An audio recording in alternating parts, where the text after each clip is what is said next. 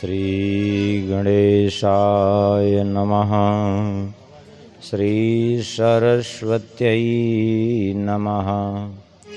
श्री पुराण पुरुषोत्तमाय नमः। श्री सीतारामाभ्यां नमः। श्री राधा कृष्णाभ्यां नमः। श्री लक्ष्मीनारायणाभ्यां नमः। श्री उमा महेश्वराभ्यां नमः। श्री वाणी हिरण्यगर्भाभ्यां नमः।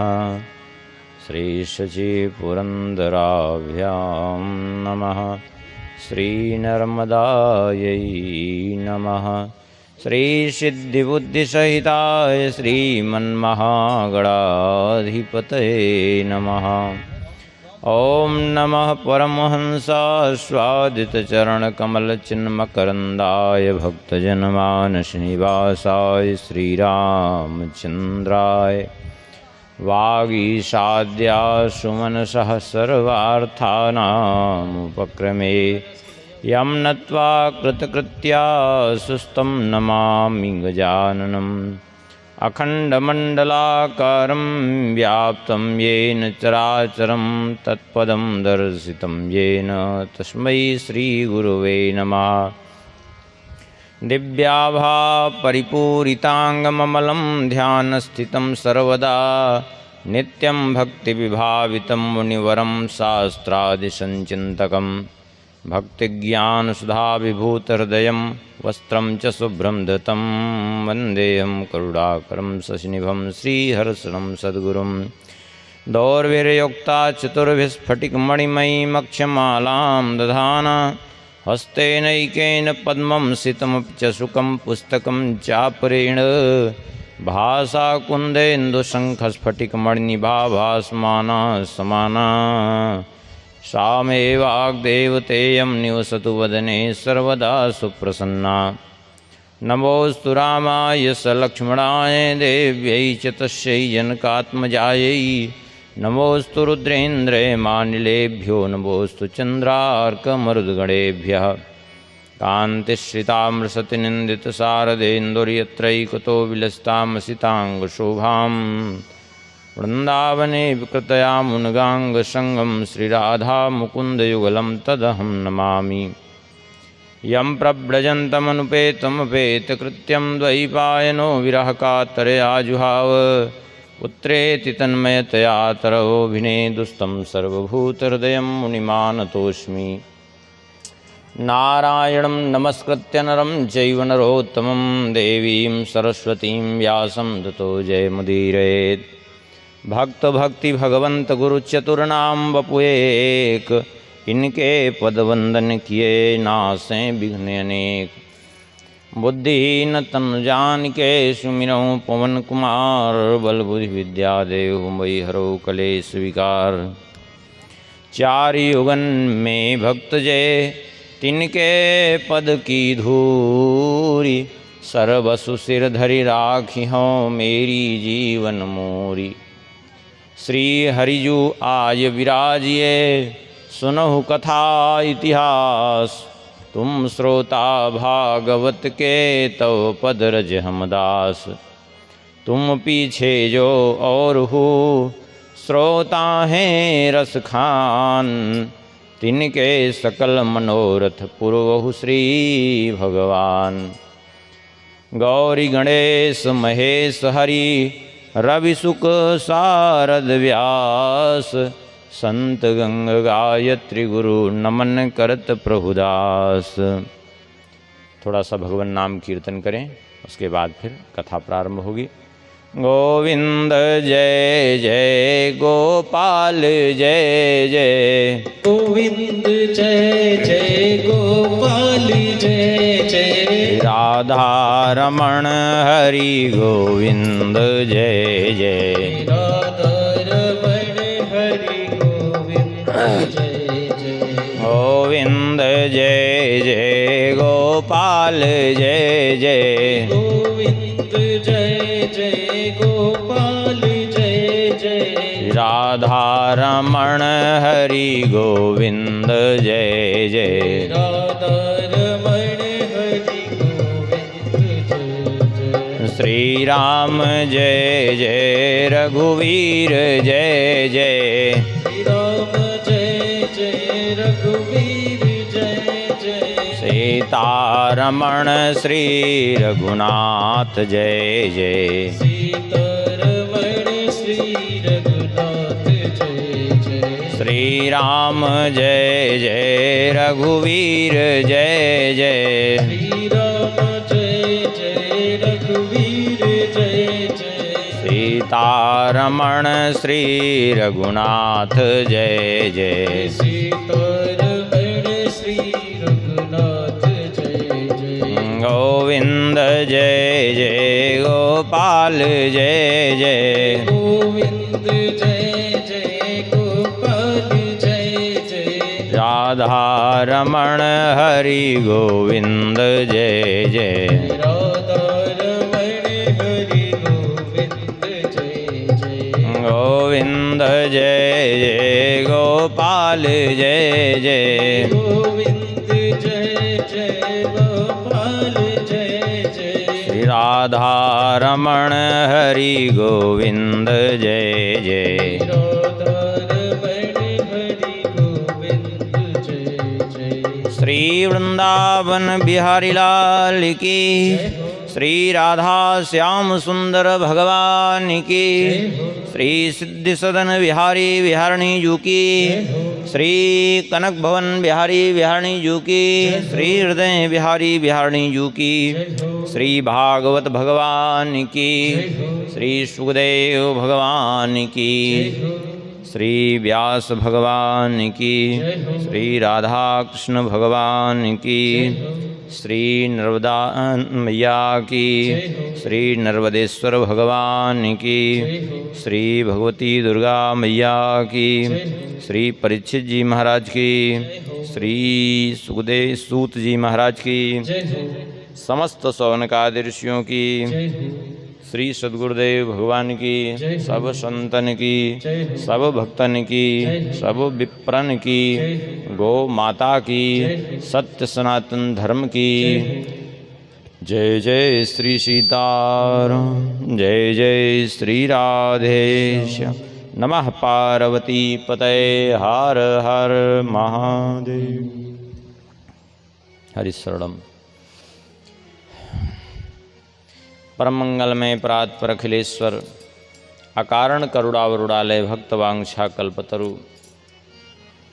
भगवान की महती कृपा करुणा से भगवान के ही वांग्मय स्वरूप श्रीमद् भागवत जी के माध्यम से भगवान के दिव्य चरित्रों का कथन श्रवण का परम सौभाग्य प्राप्त हो रहा है। कल के प्रसंग में अंत में श्रवण किए थे भगवान का मथुरापुरी में प्रागट्य हुआ और रात में ही श्री वसुदेव जी ले गए नंद भवन में पहुंचा करके आए और यशोदा जी की कन्या को ले आए जो साक्षात भगवती थी और भगवती ने कंस को चेतावनी दी, चली गई। उस समय तो कंस ने जाकर के देवकी वसुदेव जी से कहा कि हमसे बड़ा अपराध बन गया क्योंकि हमने आपके पुत्रों को मारा। हम तो यही समझ रहे थे कि ये आकाशवाणी सत्य है, लेकिन हमें क्या पता कि देवता भी झूठ बोलते हैं। वास्तविकता तो यह है कि न तो देवी ने झूठ बोला न देवताओं ने, लेकिन उसको यही भ्रम हुआ। आगे वर्णन करते हैं। इधर भगवान का जब जन्मोत्सव हो गया, श्री सुखदेव जी कहते हैं तायासि सह प्रयुञ्जाना शिरं पाहीति बालके हरिद्राचूर्ण तैलाद्भिः सिंचन्त्यो जनमो जगुः। तायासि सह प्रयुञ्जाना चिरं पाहीति बालके। गोपियाँ आती हैं और आशीर्वाद देती हैं श्री कृष्ण को। क्या आशीर्वाद देती हैं? बोले चिरम पाहीति बालके, बालक चिरजीवी होवे, ऐसा आशीर्वाद सब देती हैं गोपियाँ। और हल्दी तेल मिला करके, उसमें जल मिला करके एक दूसरे के ऊपर छिड़काव करती हैं। क्यों?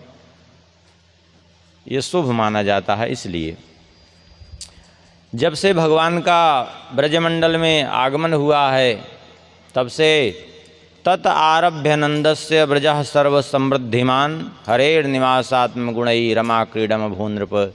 तब से ब्रजमंडल सब प्रकार से समृद्ध से युक्त हो गया, क्योंकि भगवती लक्ष्मी जी आकर के स्वयं क्रीड़ा करने लगी। ब्रजमंडल में भगवती लक्ष्मी जी का निवास स्थान बन गया। इस तरह से भगवान का जन्मोत्सव जब संपन्न हो गया तो एक दिन की बात है, श्री नंद बाबा ने विचार किया कि अब हमें चल करके वार्षिक कर चुका देना चाहिए कंस का, क्योंकि इनका क्षेत्र जो है वो कंस के राज्य में था और कंस के अधीन था, इसलिए कंस को वार्षिक कर देना पड़ता था। तो वार्षिक कर देने की इच्छा से गोपान गोकुल रक्षायाम निरूप्य मथुराम गतः नंदः कंसस्य वार्षिक्यं करं दातुं कुरुद्वः। गोपगणों को बुला करके उनको समझाया नंद बाबा ने, और उन गोपगणों पर गोकुल की रक्षा का भार सौंप करके गए कंस को वार्षिक कर चुकाने के लिए। जाकर के उसका वार्षिक कर चुकाया, और नंद जी का एक भवन मथुरापुरी में भी था। श्री नंद बाबा अपने भवन में जाकर के जब मथुरापुरी में ठहरे तो श्री वसुदेव जी ने सुना, तो वसुदेव जी मिलने के लिए गए और श्री वसुदेव जी से बड़े प्रेम से मिले, बातचीत हुई। और उसके बाद जो है श्री वसुदेव जी ने कहा कि आप ये बताइए कि आपने कंस का वार्षिक कर दे दिया? बोले दे तो दिया। बोले यदि आपने कंस का वार्षिक कर चुका दिया है तो अब आपको यहाँ रुकना नहीं चाहिए। ले क्यों? बोले करो वही वार्षिको दत्तो राज्ञे दृष्ट्वा वयं च वह नेहस्थेयं बहुतिथं सन्तुत्पातास्य गोकुले। हमें आशंका है कि गोकुल में कुछ न कुछ उत्पात होने वाला है, उत्पात की संभावना हमें है, इसलिए आप मत रुकिए यहाँ। तुरंत नंद बाबा जानते हैं कि वसुदेव जी की वाणी कभी अन्यथा नहीं होती, इसलिए तुरंत वसुदेव जी वहाँ से वसुदेव जी को विदा किया और नंद बाबा तुरंत सकट पर सवार होकर के प्रस्थान कर दिए गोकुल की ओर। और नंदः पथिवचः सौरेर्नम्रसेति विचिन्तयन् हरिं जगाम शरणमुत्पातागमशङ्कितः।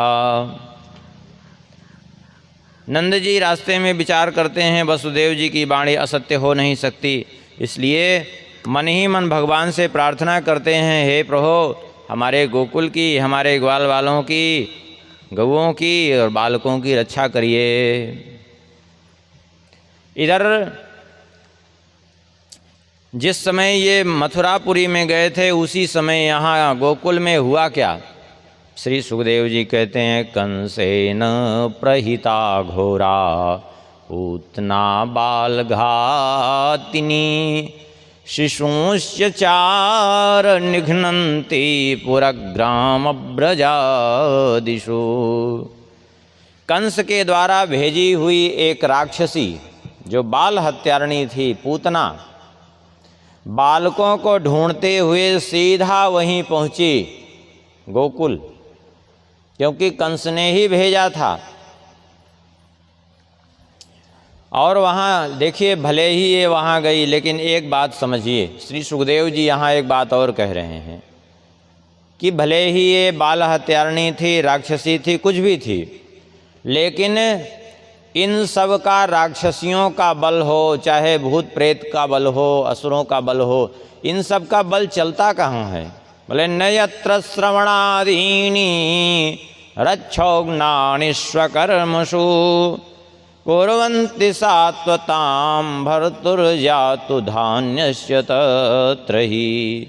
इन राक्षसियों का भय केवल वहीं व्याप्त होता है जहाँ लोग भगवान की भक्ति से विमुख हैं। और जो भगवान की भक्ति करने वाले हैं उनके ऊपर कोई भी भूत प्रेत पिशाच यक्ष राक्षस कोई भी अपना प्रभाव नहीं दिखा सकते। न प्रेतो न पिशाचो वा राक्षसो वा सुरोपि वा भक्ति युक्त मनस्कानाम स्पर्शने न प्रभुर्भवेद। यही बात श्री नारद जी कह रहे हैं पद्म पुराण में कि भक्ति से जो युक्त हैं न प्रेत न पिशाच न यक्ष न राक्षस कोई भी स्पर्श कर नहीं सकते उनका। यही बात भगवान श्री सुखदेव जी यहाँ कह रहे हैं। आकाश मार्ग से चल करके ये गोकुल पहुँची और गोकुल पहुँच करके इसने क्या किया, बढ़िया ऐसा सुंदर स्वरूप बनाया कि क्या कहना है। जैसे साक्षात लक्ष्मी जी हूँ ऐसे स्वरूप बना करके ये चली। श्री सुखदेव जी कहते हैं कैसे चल रही है, वल्ले वल गोस्मिता पांग विसर्ग वीक्षितैर मनोहरंती मनिताम रजौकसाम अमंसताम भोज करेण रूपिणीम गोप्यः श्रियं दृष्टुमिवागतां पतिम। मंद मंद मुस्कुराते हुए वल्गुस्मितापांग विसर्ग वीक्षितैः, मंद मंद मुस्कुराते हुए और अपनी तिरछे चितवन से सभी गोप और गोपियों को अपनी ओर आकृष्ट करते हुए चल रही है। कैसे चल रही है, बोले अमंसताम भोज करेण रूपिणी। एक कमल पुष्प लिए हुए है हाथ में, और वो कमल पुष्प लेकर के उसकी नीचे डंडी पकड़ करके उस कमल पुष्प को ऐसे घुमाती हुई, उस कमल पुष्प को नचाती हुई वैसे अपने हाथों में चल रही है। और इतना सुंदर स्वरूप बनाए हुए है। ये देख करके गोपियों ने ये समझा गोप्या श्रियम दृष्टुमिवागताम पतिम। गोपियों ने समझा लगता है अपने पति का दर्शन करने के लिए स्वयं भगवती लक्ष्मी जी ही पधारी हैं, क्योंकि लक्ष्मी जी के हाथ में कमल रहता है ना। लक्ष्मी जी निरंतर हाथ में कमल लिए रहती हैं, इसलिए ये हाथ में कमल लिए हुए चल रही थी। इसलिए गोपियों ने समझा कि लक्ष्मी जी ही आ गई हैं लगता है अपने पति का दर्शन करने के लिए। और जबकि ये दुष्टा थी, तुरंत जो है भगवान ने जब देखा इसको आते हुए तो क्या किया भगवान ने, विबोध्य। अब एक प्रश्न ये भी खड़ा है, ये नंद भवन में ही सीधे क्यों गई? यदृक्षयानंद गृहे सदंतकम। यदृक्षया माने स्वेच्छया भी होता है, यदृक्षया माने भगवत इच्छया भी होता है। भगवान की इच्छा से नंद भवन में पहुंची। क्यों भगवान की इच्छा? क्या बोल, भगवान की इच्छा इसलिए क्योंकि ये गोकुल में तो गई, लेकिन भगवान ने विचार किया कि गोकुल में किसी अन्य बालक का अनिष्ट करे, उससे अच्छा है कि इसको ऐसा प्रेरित कर देना चाहिए कि सीधा इधर ही आवे, क्योंकि दूसरे बालक के पास जाएगी तो दूसरे को तो मार देगी ये। इसलिए भगवान ने इसको प्रेरणा ही ऐसी की, क्योंकि उर प्रेरक रघुवंश विभूषण, सबके हृदय में प्रेरित करने वाले तो भगवान है ना। प्रेरणा ही ऐसी की कि सीधा आनंद भवन की ओर ही गई और भगवान ने इसको आते जान करके विबोध्यताम बालक मारिकाग्रहम चराचरात्मा सन्निमीलिते क्षणा। भगवान ने तुरंत अपने नेत्र बंद कर लिए। क्यों नेत्र बंद कर लिए? इसके अलग अलग अपने अपने ढंग से महापुरुष लोग भाव देते हैं। कोई कहते हैं कि इसलिए नेत्र बंद कर लिए भगवान ने क्योंकि भगवान के नेत्रों के सन्मुख माया नहीं ठहरती, और इसने जो अपना स्वरूप धारण किया हुआ था, जो सुंदर स्वरूप बनाए थी, वह स्वरूप इसने माया से बना के रखा था। और भगवान की यदि दृष्टि पड़ जाती तो वह माया का जो स्वरूप था वह तुरंत नष्ट हो जाता, और स्वरूप नष्ट होते ही इसका वास्तविक स्वरूप प्रकट हो जाता। तो पहले ही हाहाकार मच जाता, नंद भवन में शोर मच जाता। इसलिए भगवान ने मानो नेत्र बंद कर लिए कि इसके ऊपर दृष्टि नहीं पड़ेगी तो माया इसकी नष्ट नहीं होगी, ये इसी रूप में हमको उठाएगी। अथवा मानो भगवान ने इसलिए नेत्र बंद कर लिया कि ऐसी बाल हत्यारणी का तो मुख भी नहीं देखना चाहिए, अथवा नेत्र बंद करके मानो भगवान शिव जी का स्मरण किया कि आपको विष पीने का अच्छा अभ्यास है, आप आइए विष पी लीजिए और हम दुग्ध पी लेते हैं। बहुत अपने अपने भाव देते हैं महापुरुष लोग। आखिर में भगवान ने नेत्र बंद कर लिए। इसने क्या किया? अनंतमारोपयधं कमंतकम यथोरगम सुप्तम बुद्धिरज्जुधि। यथा सुप्त उर्गम रज्जु बुद्धि। जैसे कोई सोते हुए विषधर सर्प को रस्सी के धोखे में उठा ले, ऐसे ही इसने उठा लिया। वो ये नहीं समझ रही थी कि जिसको मैं उठा रही हूँ ये कोई और नहीं, साक्षात काल के भी महाकाल हैं।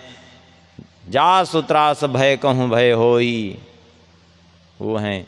ये बात इसके समझ में नहीं आई थी।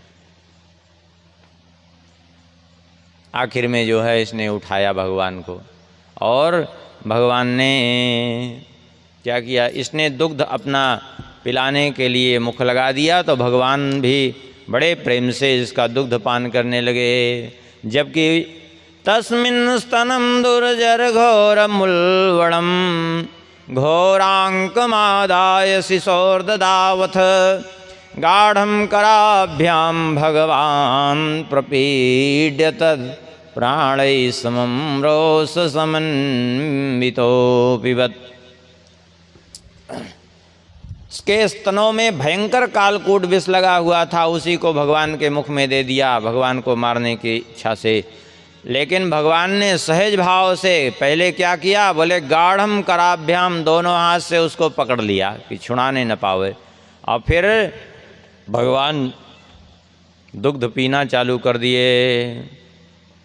दुग्ध तो पीना चालू ही किए, प्राणैः समम रोष समन्वितो विबत, उसके प्राणों को भी खींचने लगे भगवान। अब तो घबराई, बड़ी जोर से चिल्लाने लगी, क्योंकि उसके सारे मर्मस्थल विदीर्ण हो रहे थे। इसलिए वो कहने लगी, सा मंच मंचालमित प्रभाषिणी निष्पीड्यमाना खिल जीव मर्मणि। अरे छोड़ दो कह करके जोर जोर से चिल्लाने लगी। क्यों? क्योंकि अखिल जीव मर्मणि, सारा जो है मर्मस्थल उसका निष्पीड्यमास, मानो बाहर चला आ रहा हो, मानो सबको निचोड़ दे रहे हो भगवान को। इसलिए उसके नेत्र बाहर हो गए, अपने दोनों हाथों को, दोनों चरणों को पटक रही है, रो रही है, लेकिन भगवान से अपने आप को छुड़ा नहीं पा रही है। भयंकर पीड़ा हो रही है, क्योंकि प्राण निकल रहे हैं उसके। देखिए, एक तो रोने का कारण ये सीधा ये है, दूसरा एक कारण और भी रोने का, अरे मुंच मुंच अर्थात छोड़ दो कहने का कारण ये भी है, मानो कि वो इसलिए कह रही है कि छोड़ दो कि अचानक उसको स्मरण हुआ कि मेरे तो विष लगा हुआ है स्तनों में, कहीं ये बालक मर न जाए। इसलिए मानो आप कहेंगे मारने के लिए ही तो आई थी। अरे भगवान को गोद में उठाने के बाद मानो जब भगवान ने दुग्धपान प्रारंभ किया तो मानो उसको वात्सल्य जग आया हो, और वात्सल्य वसात उसने कहा छोड़ दो। आप कहेंगे ऐसा कैसे हो सकता है? यदि ऐसा नहीं स्वीकार करेंगे, मान लिया, तो फिर उसको माँ की गति कैसे मिलेगी? यदि वात्सल्य भाव उदय न हुआ होता तो दुग्ध ही न उतरता, और दुग्ध न उतरता तो जो है दुग्ध पिलाती कैसे? और यदि मातृभाव उसके अंदर जागृत न हुआ होता तो माता की गति भगवान उसको देते कैसे? क्योंकि एक शास्त्र का सिद्धांत ये भी है, अंतमति सा गति। जैसे अंत में मति होती है, जैसी चित्तवृत्ति होती है, वही गति प्राप्त होती है। और अंत में इसको माँ की गति प्राप्त हुई है। इससे भी ये बात सिद्ध हो जाती है कि अंत में वात्सल्य उदय हुआ था, क्योंकि अंतमति सा गति। दूसरी बात, यदि आप कहें कि ये तो अपने से कह दे रहे हैं, अपने से नहीं, ब्रह्मवैवर्त पुराण में थोड़ा सा चलिए। ब्रह्मवैवर्त पुराण के श्री कृष्ण जन्म खंड को आप उठा करके यदि देखेंगे तो वहाँ से ये बात बिल्कुल स्पष्ट भी हो जाएगी, क्योंकि वहाँ स्पष्ट है इसका पूर्व जन्म का चरित्र। पूर्व जन्म में ये थी कौन, इस बात का पहले स्पष्ट हो जाएगा तो आपको ये बात समझ में आ जाएगी कि दोनों ही भाव थे। मारने के लिए गई थी लेकिन वात्सल्य भी उदय हुआ था। क्यों? क्योंकि पूर्व जन्म में ये राजा बलि की पुत्री थी रत्नमाला, जो पूतना बनकर के इस जन्म में आई वो पूर्व जन्म में राजा बलि की पुत्री थी रत्नमाला। और भगवान वामन रूप धारण करके जब यज्ञशाला में पधारे उस समय भगवान के उस स्वरूप को देख करके रत्नमाला मुग्ध हो गई। अब मुग्ध हो करके उसके मन में ये भावना उत्पन्न हुई कि यदि मेरा पुत्र होता ये, मैं इसको अपना दुग्ध पान कराती तो मुझे कितना सुख प्राप्त होता।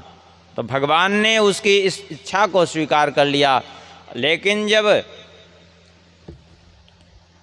राजा बलि को भगवान ने बांध लिया संपूर्ण त्रिलोकी नापने के बाद, तो एक क्षण में इसका भाव बदल गया। अरे मेरा पुत्र होता, मैं कह रही थी, अरे मेरा पुत्र होता तो दुग्ध नहीं मैं इसको विष पिला देती। तो दोनों ही इच्छाएं जो उसमें उत्पन्न हुई थी उस समय भगवान ने दोनों इच्छाओं को स्वीकार किया और यहाँ दोनों की एक साथ पूर्ति हुई है। क्योंकि सिद्धांत यही है कि जब तक इच्छा पूर्ण न हो तब तक मुक्ति संभव ही नहीं है। यहाँ विष भी पिलाया भगवान ने, वो इच्छा भी पूर्ण की, और दुग्ध भी पिलाया भगवान ने, वो इच्छा भी पूर्ण की, माता की गति प्रदान की। अर्थात मातृभाव उत्पन्न हुआ था इसमें अंत में।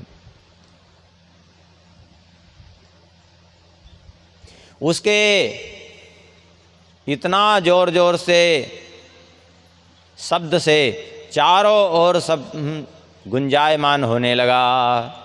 आखिर में किसी भी तरह से नहीं छुड़ा पाई तो फिर भागी, उसका वो वास्तविक स्वरूप प्रकट हो गया और वहाँ से मथुरापुरी की ओर भागी। लेकिन भागते भागते जा कर के वो प्रसार्य गोष्ठे निज रूप स्थितम वज्राहतो वृत्त इवापतन नृप। जाकर के एक उपवन था, उसी उपवन में धड़ाम से गिर गई है। जैसे वज्र प्रहार से कोई पर्वत गिरा हो ऐसे ही, अथवा वज्र प्रहार से जैसे वृत्तासुर गिर पड़ा था इंद्र के वज्र के द्वारा, ऐसे ही एक गिर पड़ी। और इसके गिरने से हुआ क्या? बोले पतमानोपित देहस्त्रिगभ्यूत्यंतर द्रुमान चूड़यामास राजेंद्र महदासी तदद्भुतम। इसके गिरने से 6 कोस अर्थात 18 किलोमीटर का वो पूरा उपवन जो है चूर्ण हो गया, नष्ट हो गया इसके नीचे दब करके। इतना विशाल काय शरीर था, सोच लीजिए। 18 किलोमीटर का पूरा उपवन ही खत्म हो गया।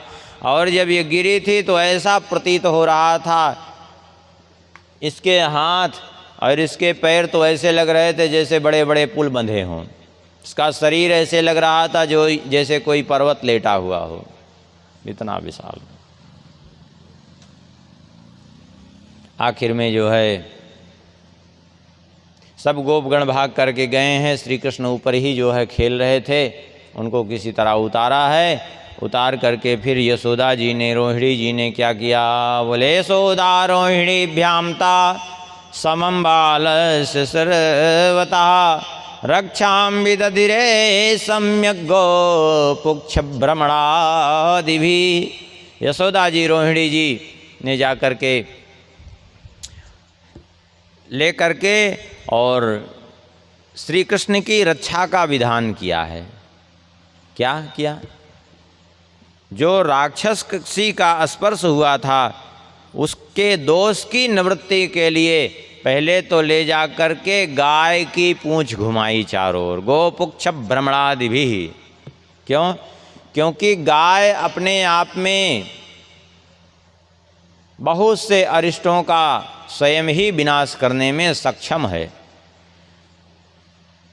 आज दुनिया में एक मुसीबत का कारण ये भी है कि गाय का बड़ा तिरस्कार है। हाँ, लोग तब तक रखते हैं अपने पास जब तक वो दूध देती है, और जैसे ही वो दूध देना बंद करती है उसको छोड़ देते हैं। वो बेचारी क्या करे,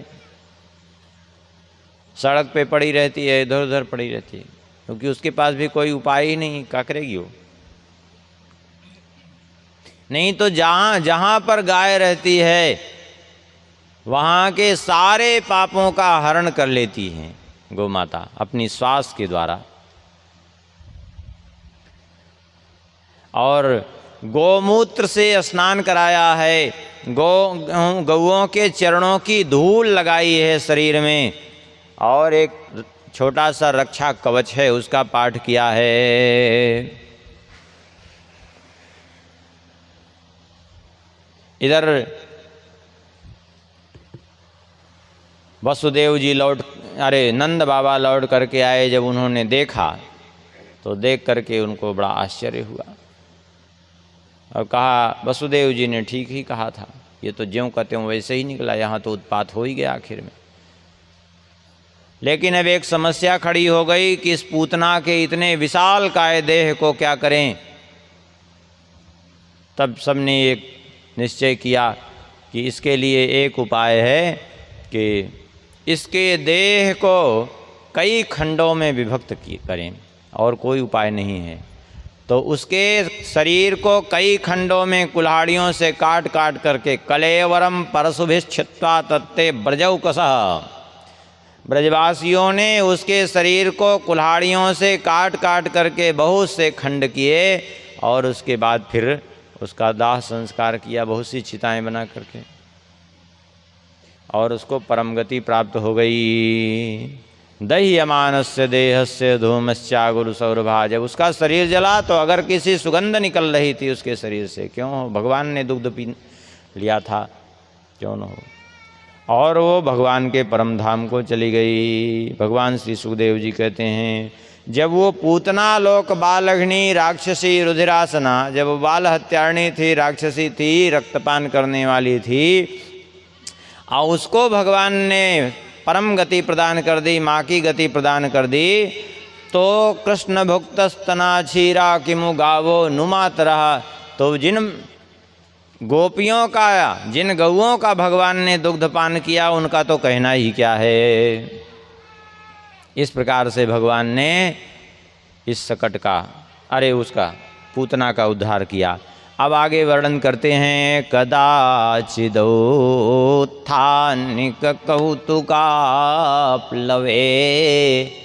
जन्मर्क्षयोगे समवेतयोसिताम् वादित्रगीतद्विजमन्त्रवाचकैश्चकार सूनोरभिषेचनं सती। एक दिन की बात है, श्री कृष्ण ने करवट ले ली। ये तीसरा महीना चल रहा था, माने अभी 2.5 महीने की अवस्था हुई थी। इनका जन्म नक्षत्र था।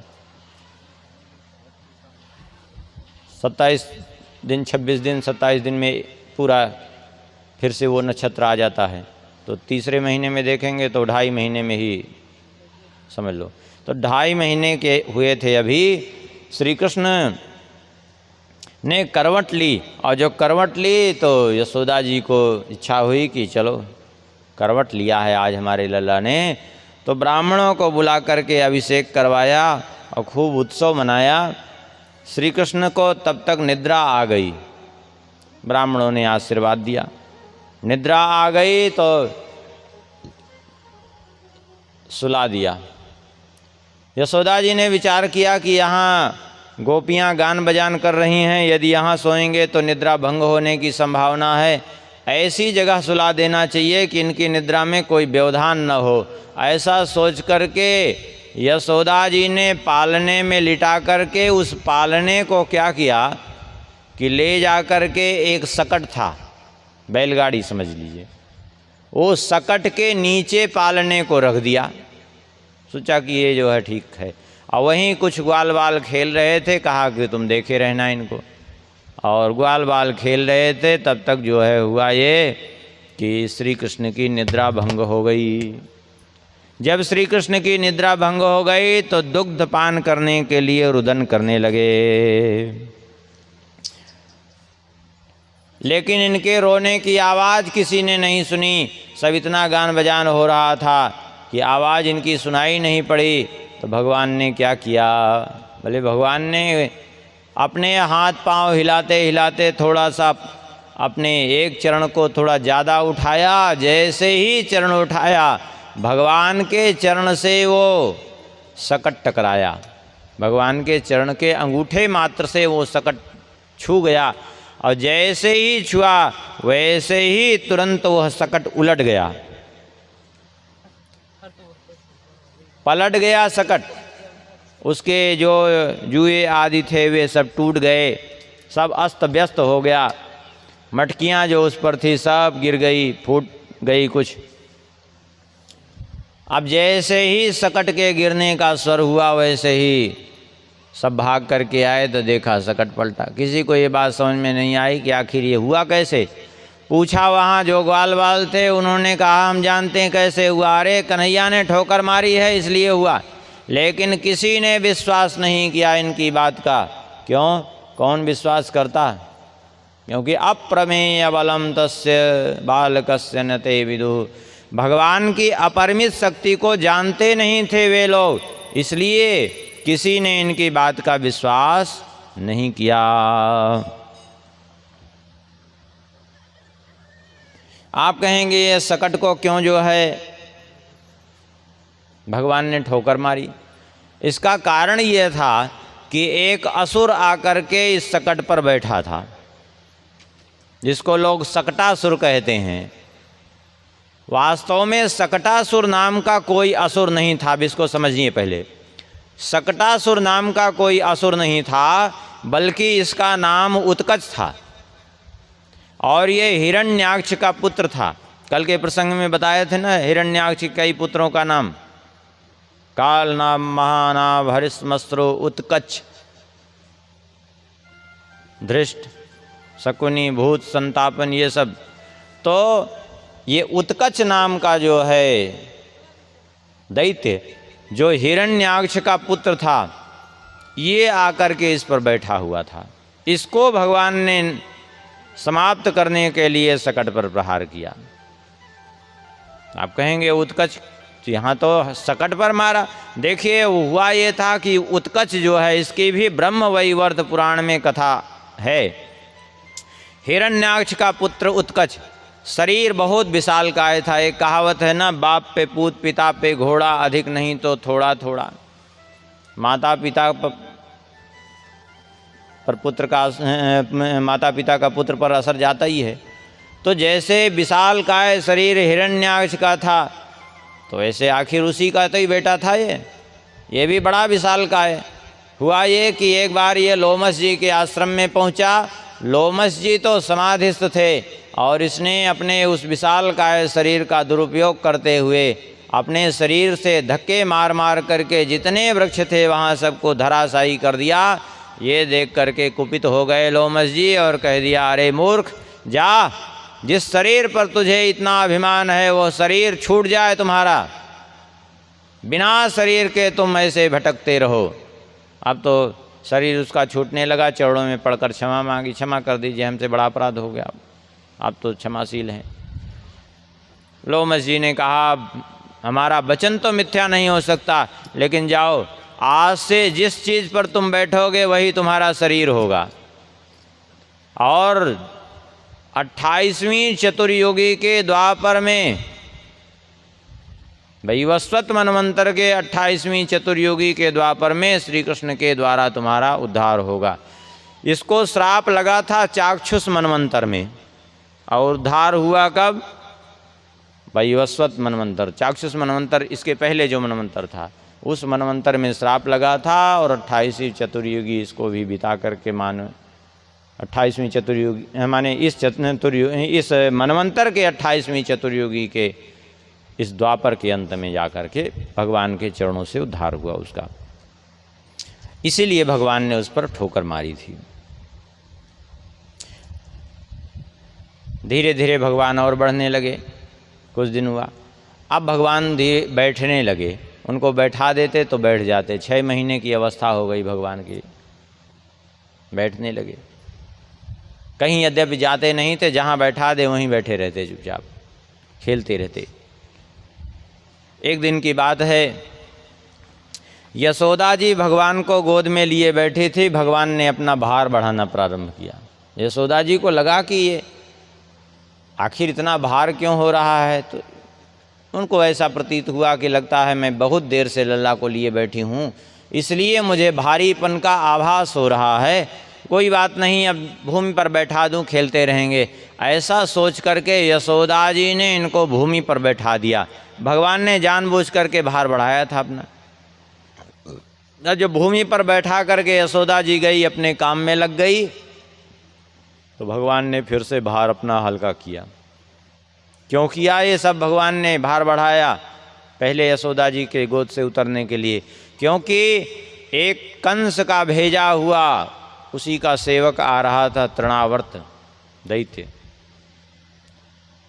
दैत्यो नामना तृणावर्ता कंसवृत्त्या प्रणोदितः चक्रवातस्वरूपेण जहाराशीनमर्भकम्। ये चक्रवात माने बवंडर, जो चक्राकार घूमती हुई आंधी होती है, एक तरह से वायु, ऐसा चक्रवात रूप धारण करके ये आया और जहारासीनम अरभकम जहार, भगवान को हरण कर ले गया, उठा ले गया। किसी को उस समय कुछ दिखाई नहीं पड़ रहा था, क्योंकि इसके उस चक्रवात के प्रभाव से सारे ब्रजमंडल में धूल ही धूल छाई हुई थी, और उस धूल के कारण सबके नेत्र बंद हो रहे थे, किसी को कुछ नहीं दिखाई पड़ रहा था।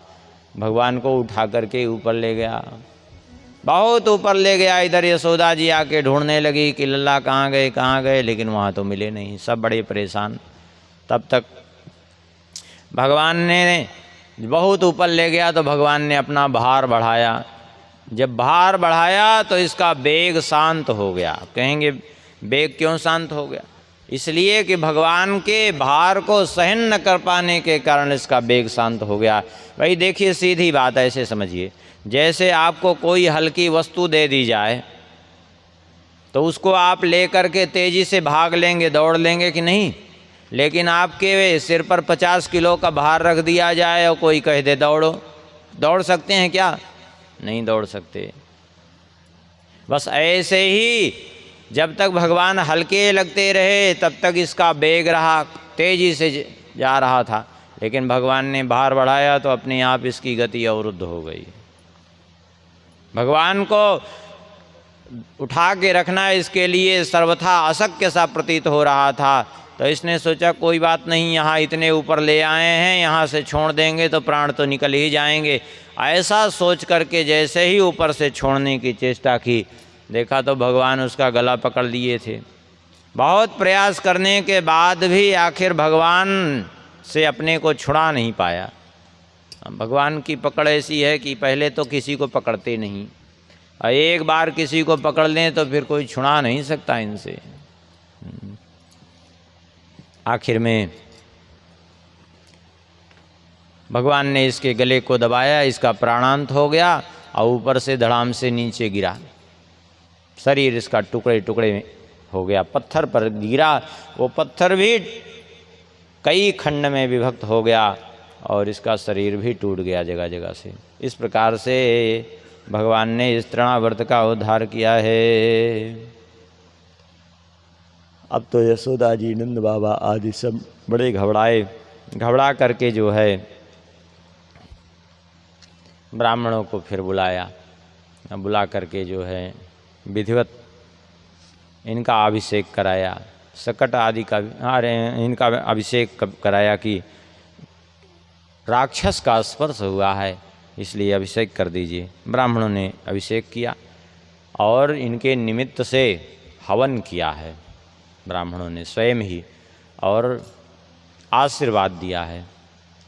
एक बात, अब आशीर्वाद की आ गई तो समझ लीजिए, आशीर्वाद किसका लगता है, आशीर्वाद और श्राप लगता किसका है। आजकल ऐसी दशा हो गई है कि अगर ऐसे आशीर्वाद श्राप किसी का लगने लगे तो सब इतने एक दूसरे से ईर्ष्या द्वेष में भरे हैं कि एक दूसरे को भस्म कर देंगे, एक ही दिन में सारी सृष्टि खत्म हो जाएगी। आशीर्वाद श्राप लगता किसका है। ए सूया नृत दंभे ईर्ष्या हिंसा मान विवर्जिता न तेषां सत्यशीलानां आशीषो विफलाकृता। जो असूया से रहित हैं, असूया माने पर गुणेषु दोषाविष्करणम बुद्धि, दूसरे के गुणों में दोष का आविष्कार करने वाली जो बुद्धि है इसको असूया कहते हैं। और जो असूया से रहित हैं, जिनके जीवन में दंभ नहीं है, ईर्ष्या नहीं है, असत्य भाषण नहीं करते, मन वाणी क्रिया से किसी को पीड़ा नहीं पहुंचाते, अभिमान शून्य हैं, सत्य सदा बोलते हैं और शील गुण से युक्त हैं, ऐसे लोगों का आशीर्वाद भी लग जाता है, श्राप भी लग जाता है। तृणावर्त का भगवान ने उद्धार किया। एक दिन की बात है, गर्गः पुरोहितो राजन् यदूनां सुमहातपः व्रजं जगामनन्दस्य वसुदेव प्रचोदितः। श्री गर्गाचार्य जी, ये यदुवंशियों के कुल पुरोहित हैं श्री गर्गाचार्य जी। ये वसुदेव जी की प्रेरणा से आए, कहाँ, गोकुल में। वसुदेव जी ने इनको नामकरण संस्कार के लिए भेजा था। जैसे ही श्री गर्गाचार्य जी को देखा बड़े प्रसन्न हुए श्री नंद बाबा। अब प्रसन्न होकर के तम दृष्ट्वा परम प्रीतः प्रत्युत्थाय कृतांजलिः आनर्चाधोक्षज धिया प्रणिपात पुरस्सरम्। बड़े प्रसन्न होकर के इनका पूजन किया। कैसे पूजन किया। आनर्च अधोक्षज धिया, जैसे साक्षात भगवान आ जाएं तो कोई पूजन करे, ऐसे ही नंद बाबा ने इनका पूजन किया। और पूजन करके श्री नंद बाबा ने कहा, आप जैसे महापुरुषों का विचरण करना हम जैसे सांसारिक जीवों के कल्याण के लिए ही होता है। इसलिए हे भगवान, आप आए हैं तो हमारी एक प्रार्थना है आपसे। आप तो ज्योतिष के महान ज्ञाता हैं, ज्योतिष के आचार्य हैं, तो हमारी प्रार्थना यह है कि तुम ही ब्रह्म विदाम श्रेष्ठ संस्कारान कर्तुमर्हसि बालयोरनयोर्नृणां जन्मना ब्राह्मणो गुरुः। ब्राह्मण तो जन्म से ही जीव मात्र का गुरु होता है, तो आप हमारे यहाँ 2 बालक हैं, कृपा करके इनका संस्कार कर दीजिए। नामकरण अभी तक नहीं हुआ, इतने दिन हो गए हमारे दोनों बालकों का। श्री गर्गाचार्य जी तो गए ही थे इसीलिए, लेकिन श्री गर्गाचार्य जी ने कहा कि लेकिन एक समस्या है, हम यदि तुम्हारे बालकों का नामकरण संस्कार करें तो कदाचित ऐसा न हो कि कंस दुष्ट आत्मा तो है ही है, अब उसके मन में यही भावना अभी भी भरी है कि देवक्यामष्टमो गर्भो न स्त्री भवितुमर्हति, देवकी जी का 8वां गर्भ कोई स्त्री हो ही नहीं सकता। ये बात उसके मन में अभी भी भरी हुई है। कहीं ऐसा न हो कि तुम्हारे ही पुत्र को देवकी का 8वां गर्भ मान ले तो समस्या न उत्पन्न हो जाएगी। सुन करके नंद बाबा ने कहा, हमारे पास इसका उपाय है। अलक्षितोस्मिन् रहसि मामकैरपि गोब्रजे। किसी को हम बुलाएंगे नहीं, एकांत में चल करके गौशाला में नामकरण संस्कार कर दीजिए, किसी को ज्ञात ही नहीं होगा। श्री गर्गाचार्य जी ने स्वीकार किया और गौशाला में जा कर के भगवान का नामकरण किया। सबसे पहले बलराम जी का अयम ही रोहिणी पुत्रो रमयन सुहृदो गुणैः आख्यास्यते राम इति बलाधिक्याद्बलं विदुः। कहते हैं ये जो रोहिणी जी के पुत्र हैं, रोहिणी नंदन, रोहिणी जी के पुत्र ये अपने गुणों से सबको आनंदित करने वाले हैं, रमाने वाले हैं, सबको आनंद प्रदान करेंगे, इसलिए इनका नाम हम रखते हैं राम। क्योंकि राम शब्द का अर्थ ही होता है जो सबको आनंद दे। रमन्ते योगिनो यस्मिन् सत्यानंदे चिदात्मनि, जो योगियों में रमण करने वाला हो, जो कण कण में रमण करके सबको आनंदित प्रदान करे, उसी को राम कहते हैं। तो ये सबको आनंदित करने वाले हैं, इसलिए इनका नाम राम। और बल की अधिकता इनमें बहुत ज़्यादा है, इसलिए लोग इनको बलराम के नाम से जानेंगे और बलदेव के नाम से जानेंगे।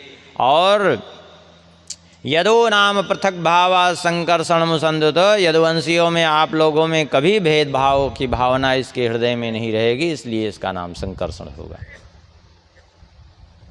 और ये यशोदा जी के पुत्र के रूप में जिनको आप लोग देख रहे हैं, ये प्रागयम वसुदेवस्य क्वचित जातस्तवात्मज, पूर्व में वसुदेव जी के पुत्र के रूप में इनका जन्म हुआ था। तो जो लोग इस रहस्य को जानते हैं वे लोग तो इनको वासुदेव कहेंगे। वैसे हर युगों में इनका अवतार हुआ करता है, कभी शुक्ल वर्ण, कभी रक्त वर्ण, कभी पीत वर्ण, इदानीम कृष्णताम गतः, इस समय कृष्ण वर्ण स्वरूप में आए हैं, इसलिए हम इनका नाम भी कृष्ण ही रखते हैं। और तो और इनके बहुत से नाम हैं, बहुनि सन्ति नामानि जन्मानि तव चार्जुन, इनके बहुत से जन्म हैं, बहुत से नाम हैं, गुण कर्म और जन्मों के अनुसार इनके विभिन्न नाम हो जाते हैं। उनको हम जानते हैं, सब लोग नहीं जानते हैं। बस इतना समझ लीजिए, मैं इतना संकेत कर देता हूँ कि तस्मानंदात्मजोऽयं ते नारायण समो गुणैः। सब प्रकार से जिस तरह से भी देखा जाए, आपके ये पुत्र गुणों में नारायण के समान ही हैं, ऐसा कहा नंद बाबा ने। से श्री गर्गाचार्य जी ने, नंद बाबा ने स्वीकार कर लिया। यद्यपि गर्गाचार्य जी ने ये सब बातें कही, इससे स्पष्ट ही हो रहा था कि भगवान हैं, लेकिन नंद बाबा ये समझ नहीं पाए। नंद बाबा ने यही समझा कि हो सकता है वसुदेव जी के यहाँ पहले जन्म हुआ हो, कंस ने मार दिया हो तो यहाँ जन्म हुआ, और नारायण के समान गुण अर्थात बालक तो भगवान का ही स्वरूप होते हैं। तो ये सब बातें अपने हिसाब से दया करुणा होगी, इसलिए नारायण स्वरूप कह दिया। स्पष्ट रूप से कहने पर भी नहीं समझे। धीरे धीरे दोनों भैया बड़े होने लगे। तावंघ्रे युग्मं मनुक्रेश सरीसृपन्तौ घोषप्रघोषरुचिरं व्रजकर्दमेषु तन्नादृष्टमनुसावनुसृत्य लोकं मुग्धप्रभीतवदुपेयतुरन्ति मात्रो। कहते हैं अब धीरे धीरे भगवान श्री कृष्ण और बलराम जी दोनों घुटनों के बल चलते हैं। जैसे बच्चे बिकैयाँ चलते हैं ना घुटनों के बल, ऐसे ही बिकैयाँ घुटनों के बल चलते हैं।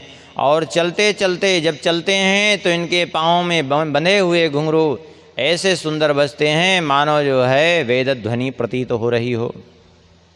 देख करके गोपगण गोपियाँ, यशोदा जी, रोहिणी जी सब मुग्ध हो जाते हैं।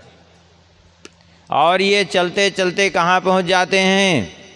बोले ब्रज कर्दमेषु, गौओं के गोष्ठ में जाके कीचड़ में खेलने लगते हैं। इसका अर्थ ये नहीं समझ लीजिए कि ऐसे नाली के कीचड़ में खेलने लगते हैं, नहीं। ब्रज कर्दमेषु शब्द है, केवल कर्दमेषु शब्द नहीं है। ब्रज कर्दमेषु माने गायों के गौशाला में जो गायों के गोमूत्र और गोबर से सिक्त भूमि है उसमें जाकर के क्रीड़ा करने लगते हैं भगवान। अब बालक तो बालक हैं, जब क्रीड़ा करेंगे तो फिर वो पूरे शरीर में लगना स्वाभाविक है।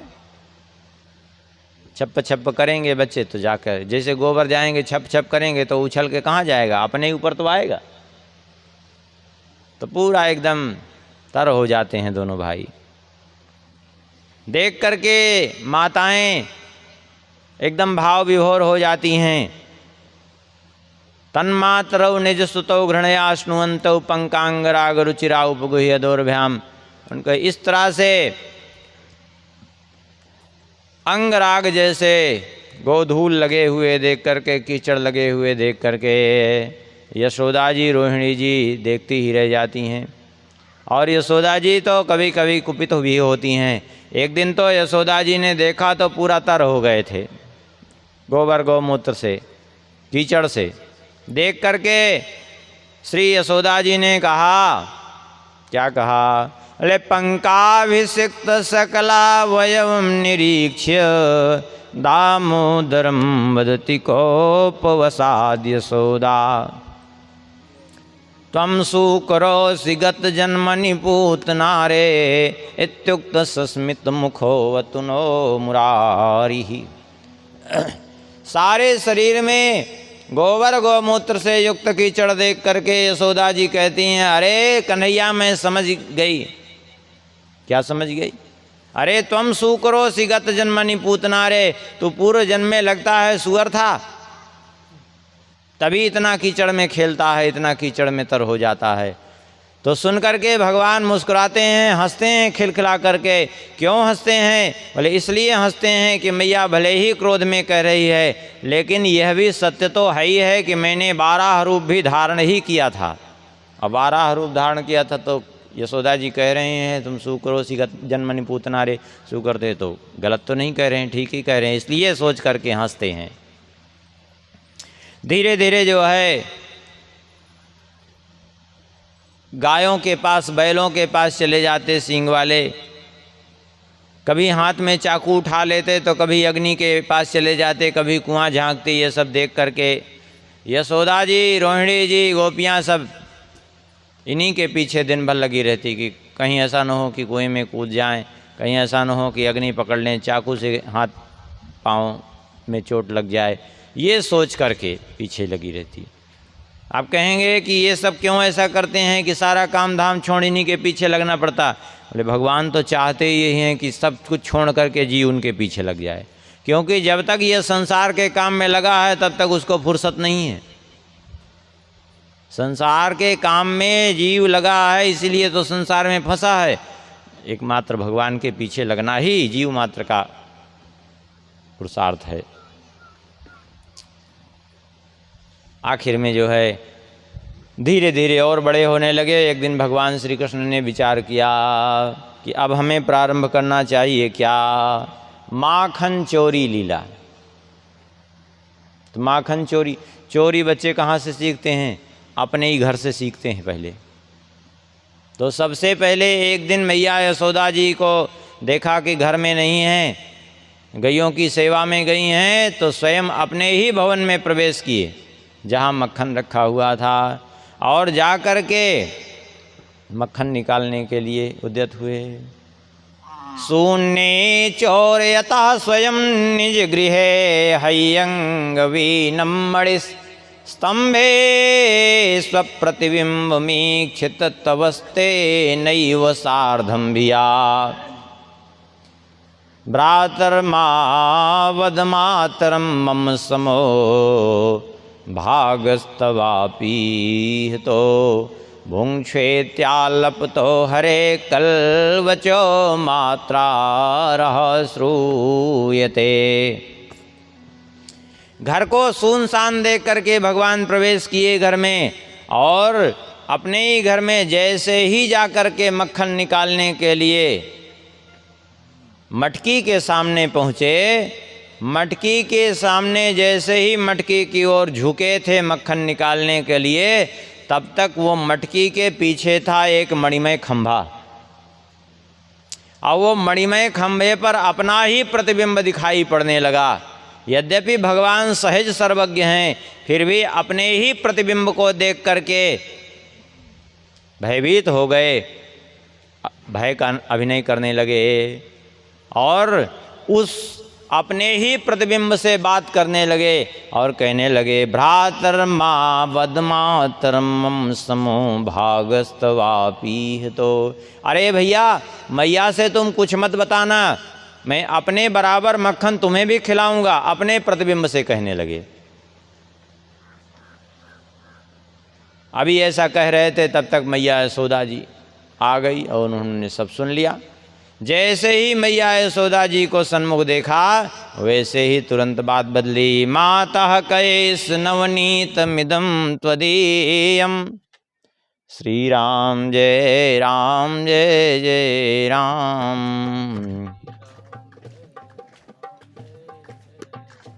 सीताराम जय सीताराम।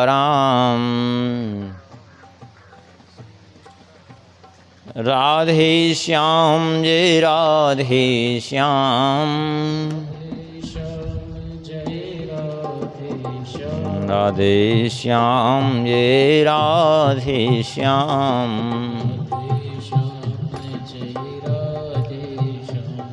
जैसे ही मैया यशोदा जी को देखा, बोले मातः कैस नवनीत मिदम त्वदीयम। लोभेन चोरयितुमद्य गृहं प्रविष्टः।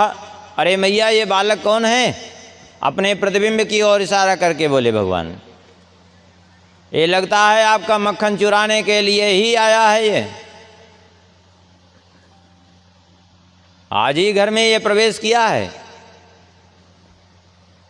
और यहाँ तुम फिर क्यों आए? बोले मैं तो मना करने के लिए आया मैया, लेकिन मदवारणम न मनुते मयि रोष भाजी। रोषम तनोति नहीं में नवनीत लोभा।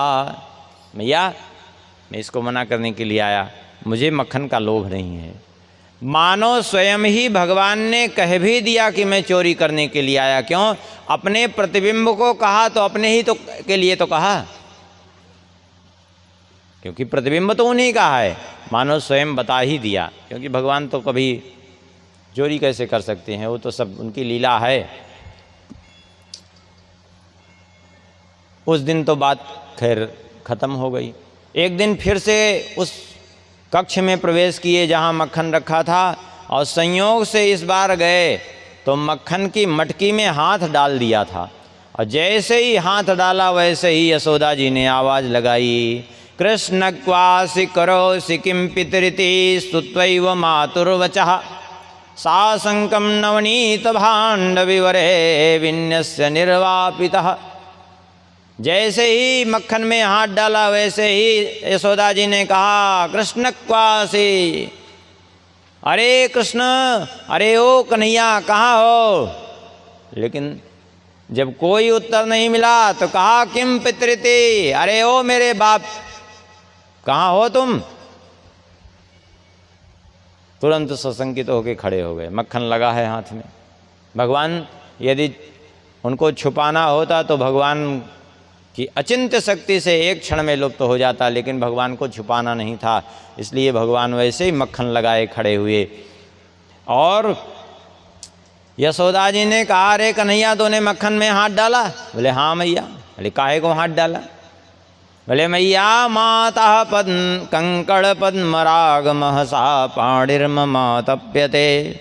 मैया, ये जो पद्मराग जटित कंकड़ पहना के रखा है ना, ये इतना तप रहा था कि इसके कारण से जो है ऐसा करना पड़ा। इसलिए तेनायम नवनीत भाण्ड विवरे विन्यस्य निर्वापिता। इसलिए इस मक्खन में हाथ डाल करके मैंने अपनी जलन शांत की है। अब तो धीरे धीरे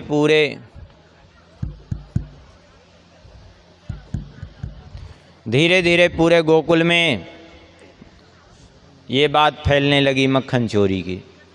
गोपियाँ आकर के इशारा श्री यशोदा जी को कहती हैं, यशोदा जी, अरे तुम्हारे कन्हैया क्या क्या करते हैं मालूम है तुम्हें? बोले क्या करते हैं?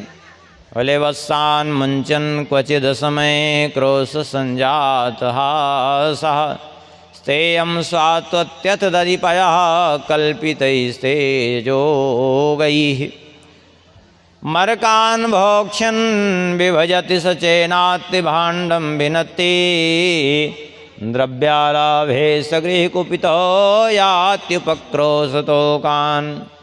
असमय में ही कभी भी बछड़े छोड़ देते हैं और जब डांटने का प्रयास करो तो क्रोध संजात हासः हंस देते हैं।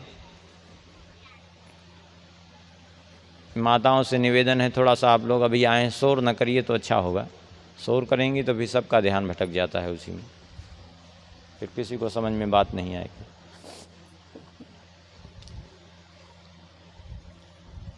असमय में ही बछड़ों को छोड़ देते हैं, बछड़े दूध पीते हैं। अरे एक गोपी ने कहा कि इतना ही नहीं, स्तेयम चोरी भी करते हैं ये, और चोरी के बड़े बड़े उपाय करते हैं। यशोदा जी ने कहा जो चोरी करते हैं तो कैसे, कितना चोरी करेंगे भाई? अरे क्या अपने घर में इनको मक्खन नहीं है खाने को? बोले नहीं, मक्खन तो है लेकिन फिर भी ये चोरी करते हैं, दूध दही मक्खन सब चुराते हैं। अरे तो मक्खन चुराते हैं, कितना बड़ा पेट है जो मक्खन इतना खाएंगे? बोले स्वयं थोड़े ही खाते हैं, स्वयं तो केवल थोड़ा सा मुख में डालते हैं। उसके बाद मरकान भोक्षण विभजस चाचेनात्य भाण्डम विनत्ति, बंदरों को खिलाते हैं और फिर मटकी भी फोड़ देते हैं। आप कहेंगे मटकी क्यों फोड़ते हैं भगवान? मटकी इसलिए फोड़ देते हैं भगवान क्योंकि मटकी के प्रति गोपियों की जो आसक्ति है कि हमारी सास के समय की, हमारी ददिया सास के समय की मटकी है, तो उसमें जो आसक्ति बनी है उस आसक्ति का विनाश करने के लिए भगवान मटकी फोड़ देते हैं।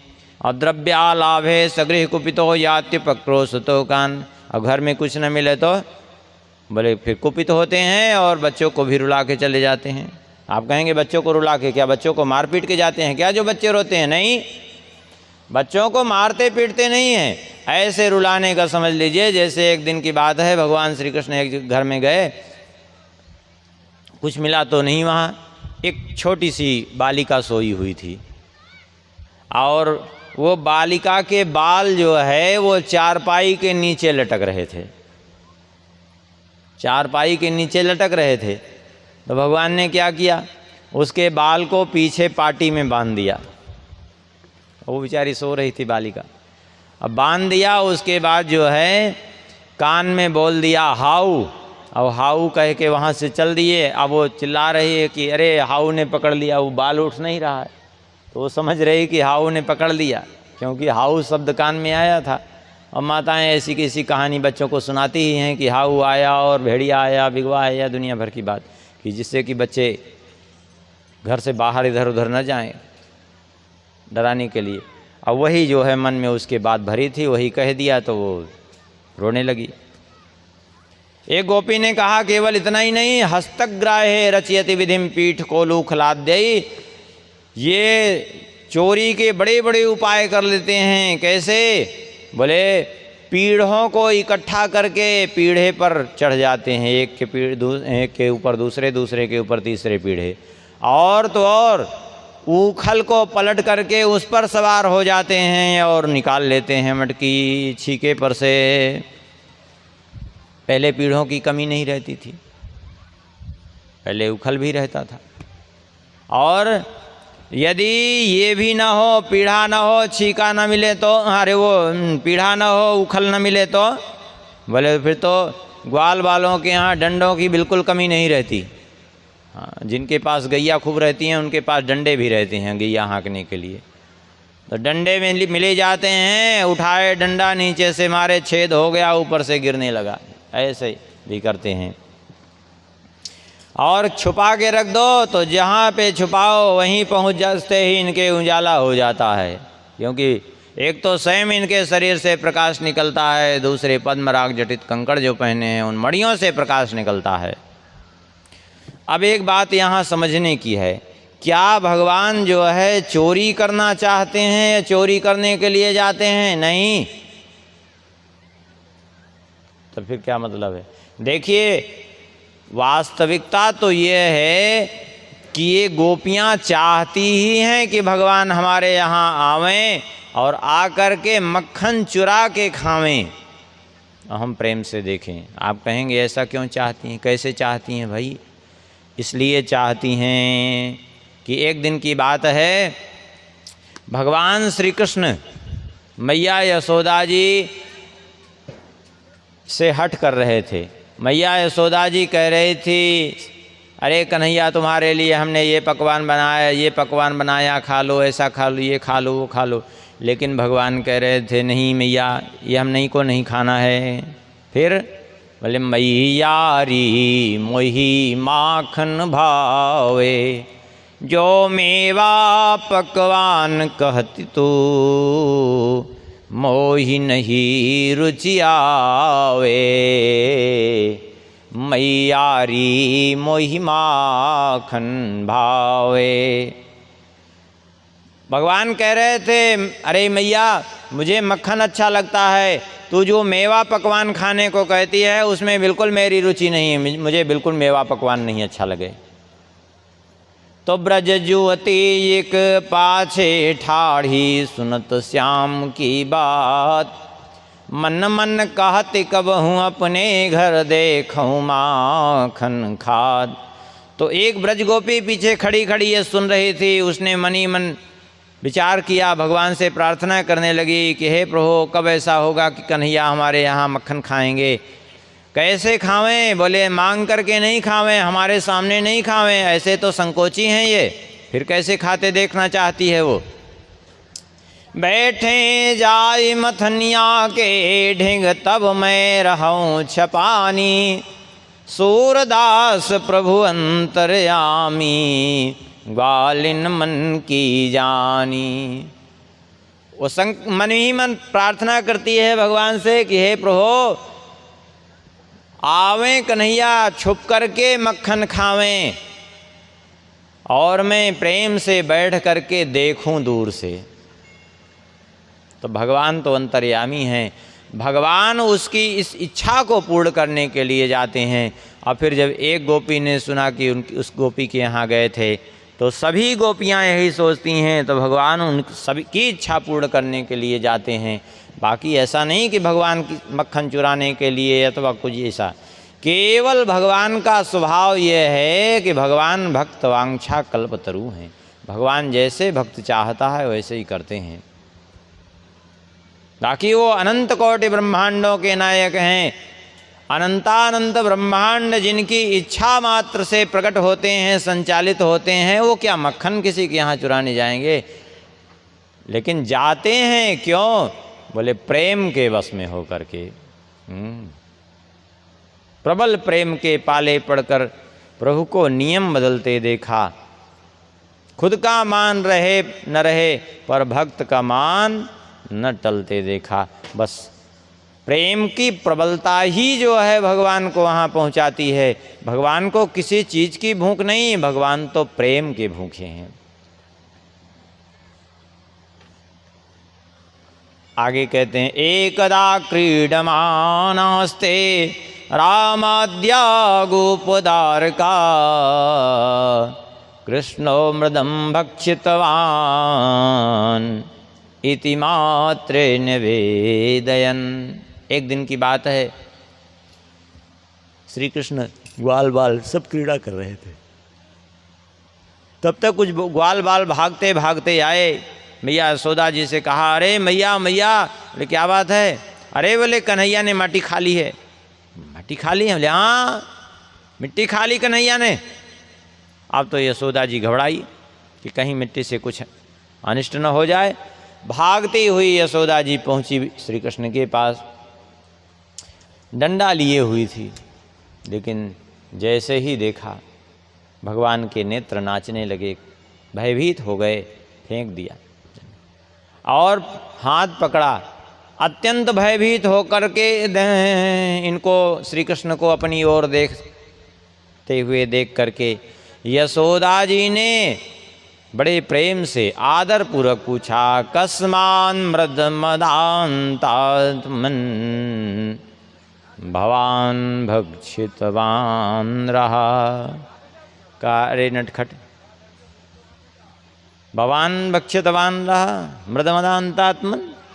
अरे तूने माटी खाई, मिट्टी खाई तूने। अब क्या बोले, खाए तो थे। यशोदा जी ने कहा ये सारे ग्वाल बाल कह रहे हैं, इतना ही नहीं, ये सारे बालक तो कह ही रहे हैं, तेग्रजः, तुम्हारे अग्रज बलराम जी भी कह रहे हैं कि तुमने मिट्टी खाई है। सुन करके भगवान ने कहा नाहं भक्षितवानम्ब सर्वे मिथ्या विशंसिनः।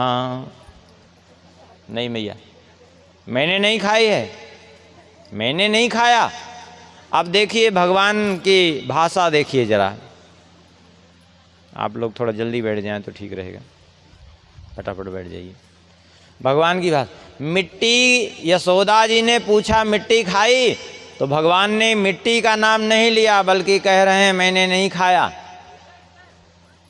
क्या नहीं खाया इससे कोई मतलब नहीं, कह दिया मैंने नहीं खाया। अब मिट्टी खाने की तो बात ही नहीं है, मैंने नहीं खाया कह दिया, बस बात खत्म हो गई। यशोदा जी ने कहा सारे ग्वाल बाल कह रहे हैं तुमने खाई है मिट्टी, सारे ग्वाल बाल कह रहे हैं। तो भगवान ने कहा कि आपको विश्वास नहीं है तो लो मुख देख लो हमारा। यशोदा जी ने कहा ये बात ठीक है, तुम अपना मुख दिखाओ।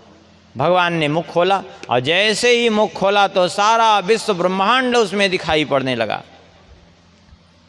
क्योंकि भगवान के ही उदर में तो सब कुछ विद्यमान है। भगवान के मुख में सारा ब्रह्मांड देख करके यशोदा जी भयभीत हो गई।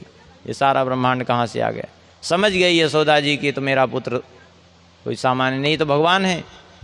जैसे ही इनको भगवान की भगवत्ता का बोध हुआ, भगवान ने तुरंत सब कुछ भुला दिया अपनी माया से। अब एक प्रश्न है यहाँ, क्या कि भगवान झूठ बोले क्या? भगवान खाए तो थे मिट्टी। तो पहली बात तो यह है कि भगवान ने मिट्टी का नाम नहीं लिया, केवल कहा कि मैंने नहीं खाया। दूसरी बात यह है कि भगवान ने कहा क्या, शब्द सुनिए, नाहं भक्षितवानम्ब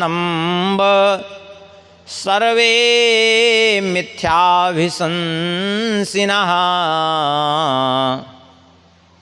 भगवान ने कहा नाहं भक्षितवानम्ब, नाह माने होता है ब्रह्मांड, और भगवान कह रहे हैं नाहं भक्षितवानम्ब, अरे मैया मैंने तो पूरा ब्रह्मांड ही खाया है। ये सर्वे मिथ्याभिशंसिनः, ये सब झूठ बोल रहे हैं, मिट्टी खाने की बात कर रहे हैं। तात्पर्य है मैंने तो पूरा ब्रह्मांड ही खाया है। और बताइए सत्य तो यही है कि संपूर्ण ब्रह्मांड कहाँ है, भगवान के उदर में ही तो है। प्रलय काल में सारे अनंतानंत ब्रह्मांड भगवान में विलीन हो जाते हैं और उन्हीं के उदर से ही तो प्रकट भी होते हैं। और जिस ब्रह्मांड में कोई भी है वो सब भी भगवान के ही उदर में है। ये सब क्या है, जहाँ हम लोग हैं यहाँ, ये सब भगवान के ही उदर में तो विद्यमान है। तो भगवान ने यदि कह दिया कि हमने ब्रह्मांड ही खाया है, अर्थात ब्रह्मांड ही मुख में धारण किया है, तो कौन सा आश्चर्य। और जब दर्शन कराया तो क्या दिखा, ब्रह्मांड ही तो दिखा। तो भगवान की वाणी झूठी कहाँ हुई, भगवान ने झूठ भी नहीं बोला। सत्य तो यही है कि भगवान झूठ भी नहीं बोले, और लीला दृष्टि से देखा जाए तो झूठ जैसा प्रतीत हो रहा है। ये नंद बाबा और वसुदेव जी पूर्व जन्म में द्रोण नाम के वसु और उनकी पत्नी धरा दोनों ने कठोर तप किया था और भगवान की बाल लीला का सुख भगवान से प्राप्त करने का वरदान मांगा। तो भगवान इसीलिए इनके पुत्र के रूप में आए। पुत्र बने थे देवकी वसुदेव जी के, लेकिन इनको बाल लीला का सुख ही देने के लिए आए थे। और देखिए इसीलिए बाल लीला का सुख देने के बाद फिर भगवान चले भी गए, क्योंकि बाल लीला के सुख की ही इन्होंने इच्छा व्यक्त की थी। आगे वर्णन करते हैं। एकदा गृहीदासीसु यशोदानंद गेहिनी कर्मांतरनियुक्तासु निर्ममंथ स्वयं दधि। एक दिन की बात है, घर की दासियों को अन्य कार्यों में लगा करके श्री मैया यशोदा जी स्वयं अपने हाथ से दधि मंथन कर रही हैं श्री कृष्ण के लिए, मक्खन निकालने के लिए।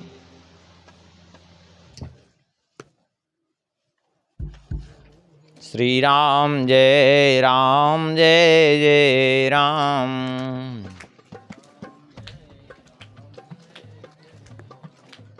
सीताराम जय सीताराम।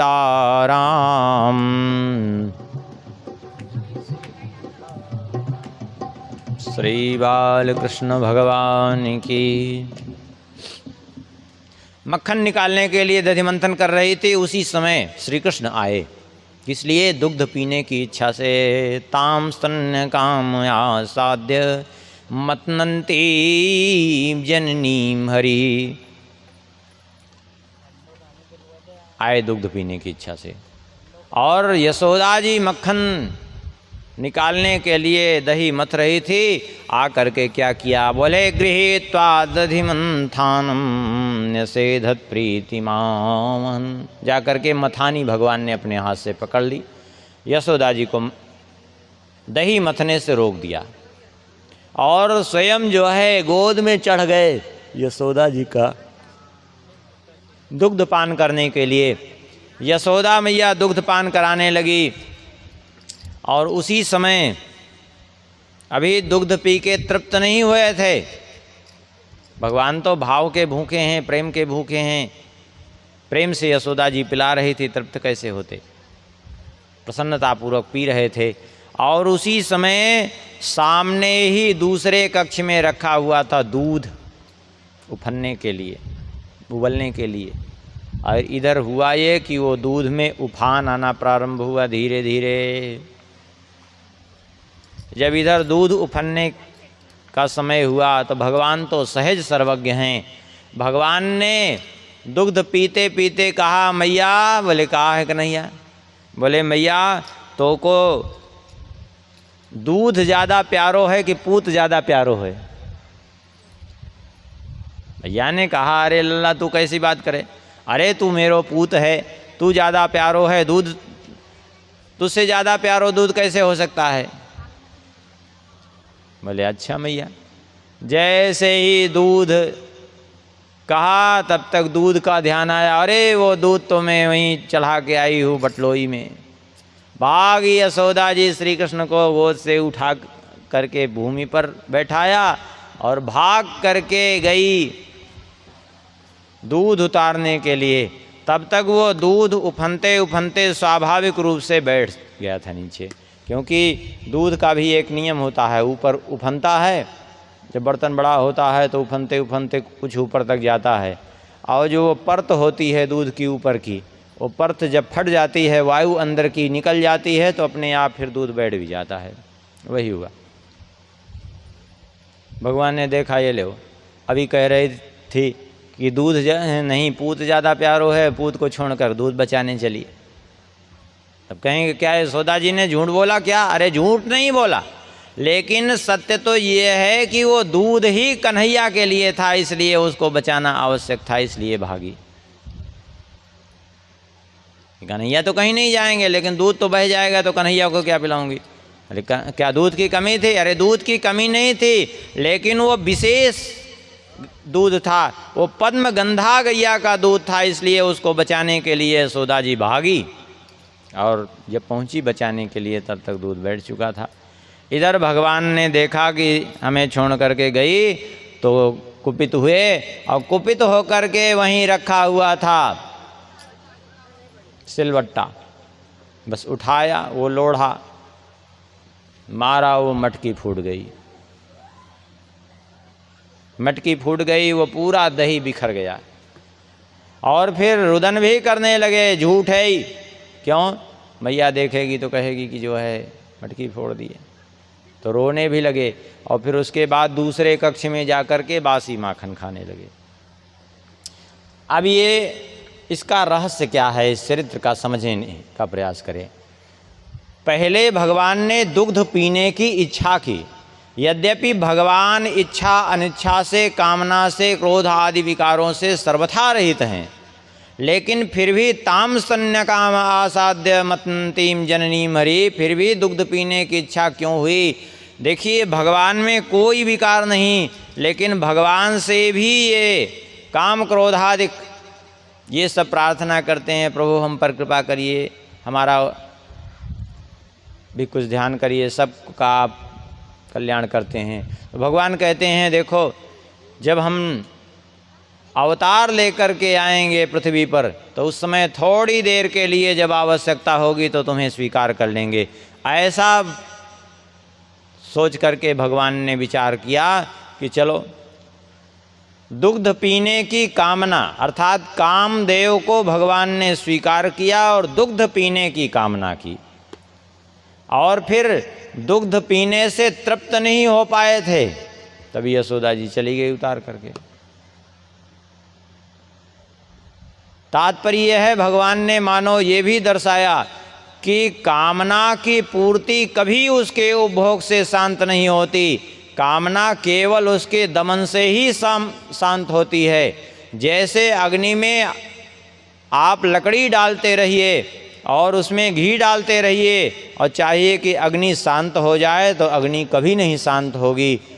उसमें लकड़ी डालना बंद कर दीजिए, घी डालना बंद कर दीजिए, तो अग्नि शांत हो जाएगी धीरे धीरे।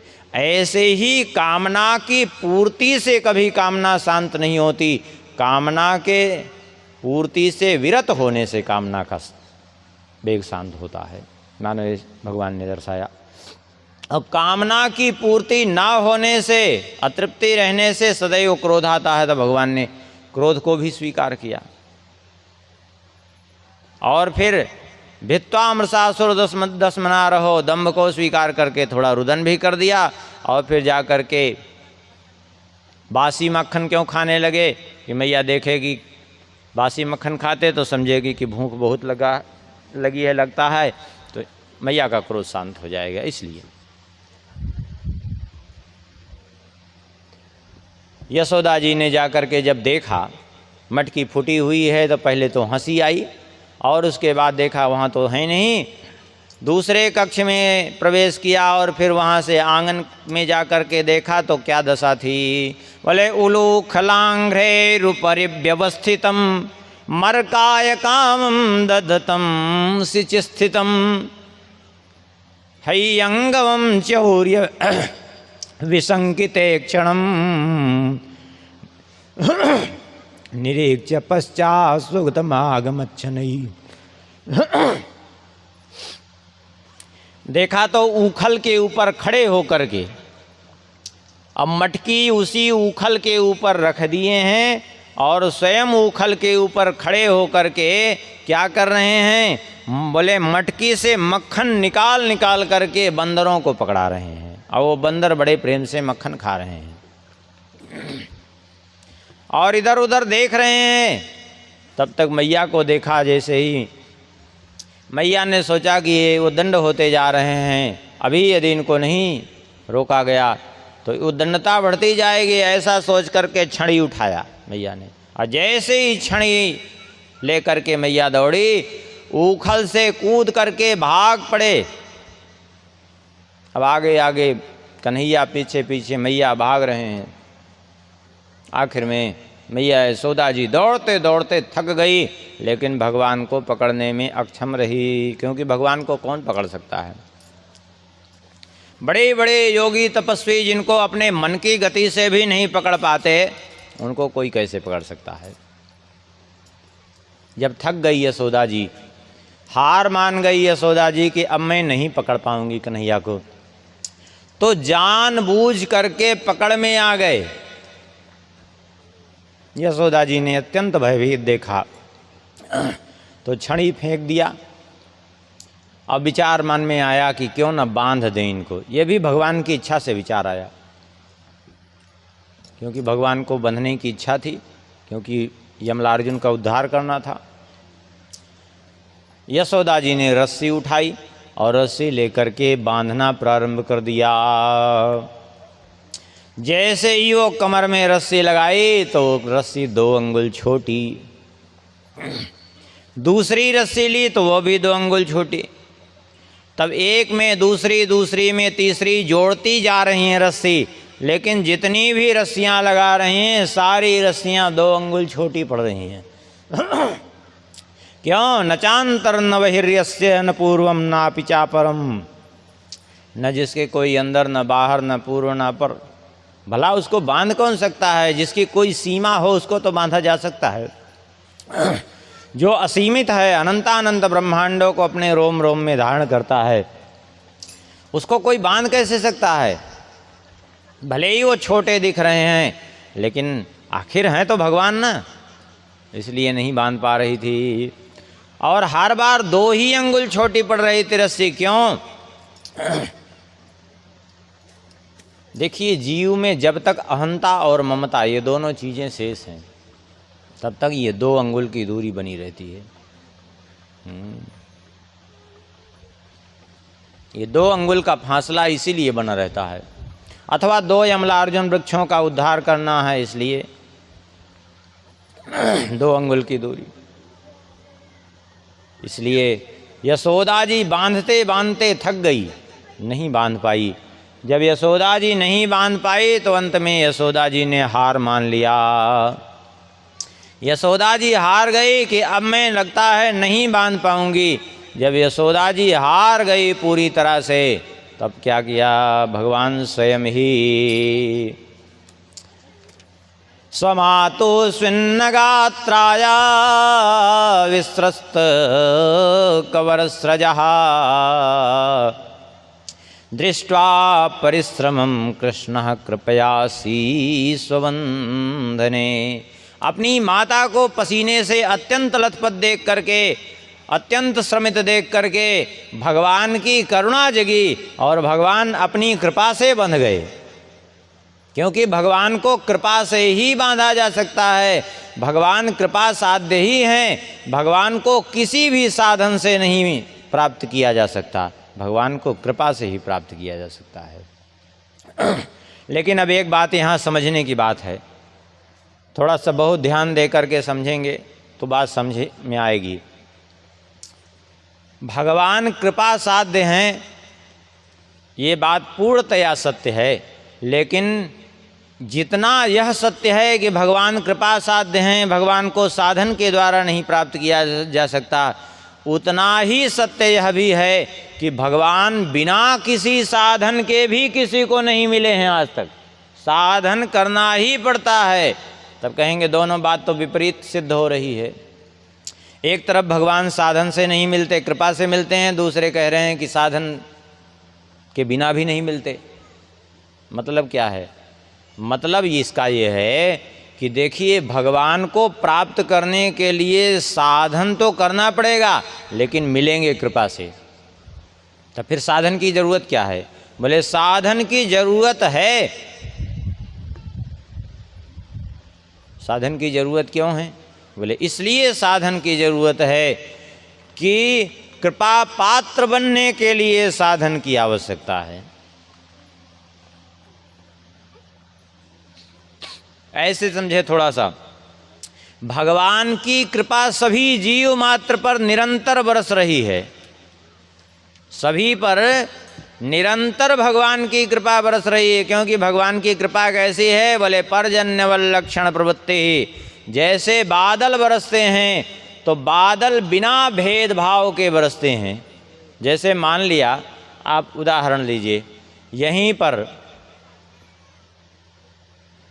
एक पहाड़ हो, कहीं पर भी मान लीजिए एक पहाड़ है, और पहाड़ के बगल में खेत है और खेत के बगल में तालाब है।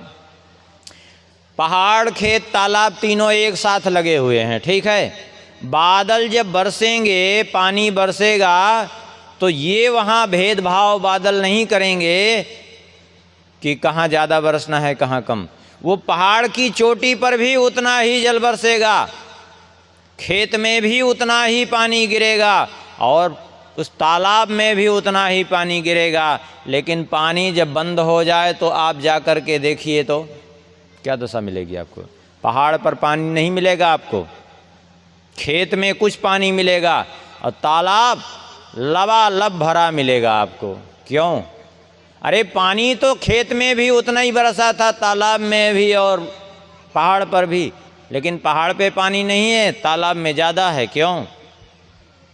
क्योंकि पहाड़ जो है अभिमान में अकड़ा खड़ा था, इसलिए कृपा तो उसके ऊपर भी बरसी, लेकिन कृपा का लाभ नहीं हो पाया उसको। क्योंकि अपने अभिमान के कारण भगवान की जो बरसती हुई कृपा है उसको समेट नहीं पाया, ऊंचा होने के कारण वह समेट नहीं पाया। ऐसे ही जो अभिमान में अकड़े खड़े रहते हैं, कृपा तो उन पर भी भगवान की है, लेकिन वो समेट नहीं पाते, उस कृपा को इकट्ठा नहीं कर पाते। लेकिन तालाब गहरा होता है तो तालाब सारे जल को समेट लेता है। यही अंतर है और क्या। इसलिए साधन की आवश्यकता है कि अभिमान शून्य हो जाए। और दूसरी बात यह है, जैसे मान लिया पानी बरस रहा हो, किसी के पास एक पात्र है, उसने अपना पात्र रख दिया, उसका पात्र भर गया। किसी के पास और बड़ा पात्र है, उसको रख दिया, भर गया पानी से आंगन में। लेकिन किसी ने पात्र रखा तो, लेकिन उल्टे रख दिया पात्र को, औंधे मुंह रख दिया, तो क्या वो पात्र भरेगा? क्या पानी रात भर बरसे तो भी पात्र भरेगा? कभी नहीं भरेगा।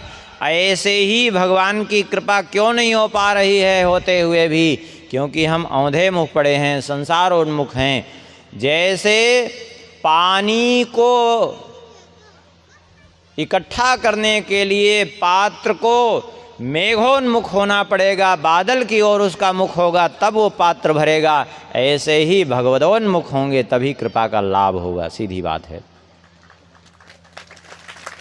और इसीलिए तो साधन करना है। जैसे उदाहरण लीजिए, मान लिया बच्चे पढ़ते हैं, परीक्षा जब देते हैं बच्चे, तब उनको जो है प्रमाण पत्र प्राप्त होता है। बड़े बड़े IAS PCS अधिकारी भी बनते हैं। अब कहेंगे IAS PCS अधिकारी बनने के लिए बाकी इतने साल तो मेहनत करने की ज़रूरत क्या? भले इतने साल मेहनत करने से ही IAS PCS अधिकारी बनने की पात्रता प्राप्त होती है। यदि इतने साल बचपन से मेहनत नहीं करेंगे, पढ़ेंगे नहीं, तो वो IAS PCS अधिकारी बनेंगे क्या? नहीं बनेंगे। IAS PCS अधिकारी की परीक्षा भले ही थोड़े ही समय की हो, थोड़ी ही है, लेकिन उस परीक्षा के लिए बचपन से लेकर के उतने दिन तक साधन, इतने वर्षों वर्षों साधन करने पड़े, तब जाकर के वह पात्रता आई। ठीक उसी प्रकार से भगवान की भी कृपा को प्राप्त करने के लिए, जैसे उस पद को प्राप्त करने के लिए इतने वर्षों तक बचपन से मेहनत करना पड़ा, ऐसे ही भगवान के भी चरण कमल को, भगवान के उस पद, चरण परम पद को प्राप्त करने के लिए ही इतना साधन करना पड़ता है। अब वो साधन करने से ही जो है उसका पात्र बनेगा, तब उसकी प्राप्ति होगी, सीधी बात है। इसलिए साधन आवश्यक है। यशोदा जी तो बांध करके चली गई और भगवान ने विचार किया यमलार्जुन का उद्धार करने का। ये यमलार्जुन कौन थे? ये नल, कुबर और मणिग्रीव, ये कुबेर के पुत्र थे। ये दोनों ही जो है एक बार मदमत्त होकर के मंदाकिनी जी में जल क्रीड़ा कर रहे थे अप्सराओं के साथ, और मदिरापान भी किए थे। ये संयोग से नारद जी आते हुए दिखाई पड़े। नारद जी को देख करके वे अप्सराएं लज्जित होकर के दौड़ दौड़ करके उन सब ने अपने अपने सूखे वस्त्र धारण किए, और ये दोनों मदिरापान किए वैसे ही जल में खड़े थे, वो भी निर्वस्त्र अवस्था में। ये देख करके नारद जी कुपित हो गए। नारद जी ने कहा, अरे मूर्खों, तुम लोग ऐसे जल में खड़े हो निर्वस्त्र अवस्था में, जाओ वृक्ष योनि को प्राप्त हो जाओ। नारद जी के श्राप से वृक्ष हो गए। भगवान ने, नारद जी ने कहा कि जाओ, मेरी कृपा से तुम्हें स्मरण बना रहेगा, जिसके से तुम अपने इस कर्म का प्रायश्चित्त कर सको, और देवताओं के 100 वर्ष बीतने पर उद्धार होगा तुम्हारा भगवान श्री कृष्ण के द्वारा। देवताओं के 100 वर्ष अर्थात मनुष्यों के हिसाब से 36,000 वर्ष, इतने दिन तक वृक्ष बन करके रहे। भगवान ने ऊखल को खींचना प्रारंभ किया और स्वयं निकल गए उसके बीच से, दोनों यमलार्जुन वृक्ष के बीच से, और ऊखल फंस गया। भगवान ने ऊखल को खींचा तो उखड़ गया, वृक्ष उखड़ करके दोनों गिर गए। वे दोनों प्रकट हुए और भगवान की स्तुति की। बहुत बढ़िया स्तुति कर रहे हैं। हे प्रभो वाणी गुणानुकथने श्रवणौ कथायां हस्तौ च कर्मसु करस्तव पादयोर्नः स्मृत्यां शिरस्तव निवास जगत् प्रणामे दृष्टिः सतां दर्शनेस्तु भवतनूनां। कहा है प्रभु, वाणी सदैव आपके गुणगान में लगी रहे, हमारे दृष्टि सदा आपके प्राण प्यारे भक्तों के संतों के दर्शन में लगी रहे, कान सदा आपके कथा श्रवण में लगे रहें, और हाथ सदा आपके और आपके प्राण प्यारे भक्तों की सेवा में लगे रहें। बस यही आप हमें प्रदान करिए। भगवान ने कहा ठीक है, जैसे तुम्हारी इच्छा। जाओ, नारद जी ने कहा था तो हमने तुम्हें अपनी भक्ति भी प्रदान कर दी। जब ये दोनों चले गए तो वृक्षों के गिरने का शब्द हुआ। आनंद बाबा आदि गोपगण आए, देखा इनको किसी तरह बंधन से खोल दिया, उठा लिया गोद में। लेकिन सब बहुत घबराए उस दिन से गोपगण, ले अब ये तो अनर्थ हो रहा है, वृंदावन में इस तरह से बार बार अनर्थ होंगे, कैसे काम चलेगा।